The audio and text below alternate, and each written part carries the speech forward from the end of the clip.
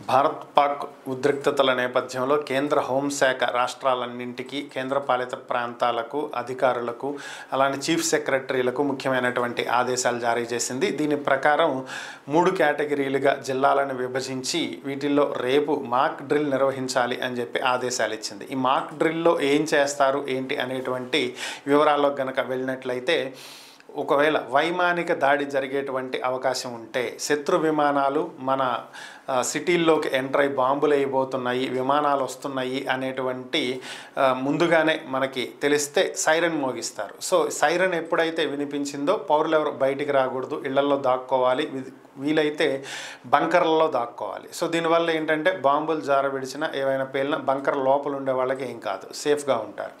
So ఇది ఒకవేళ అనుకోని పరిస్థితుల్లో నేరుగా శత్రువులకు సంబంధించినటువంటి సైనికులు కానీ లేదంటే వాళ్ళ పౌరులు కానీ ఎవరైనా ప్రత్యక్ష దాడులకు దిగితే ఎలా ప్రథమ చికిత్స చేసుకోవాలి, ప్రథమ చికిత్సకు సంబంధించి ఎలాంటి పరికరాలు ఎలాంటి మందులు ఇంట్లో సేఫ్గా పెట్టుకోవాలి, అలానే ఈ దాడుల నుంచి పౌరులు తమని తాము ఎలా రక్షించుకోవాలి, సో ఇలాంటివి నేర్పించడం జరుగుతుంది. ఎలాంటి పరిస్థితుల్లో ఎలా వ్యవహరించాలి, ఎలా బిహేవ్ చేయాలి, ఎలా సేఫ్గా ఉండాలి, పౌరుల రక్షణే ప్రథమ ధ్యేయం దీంట్లో.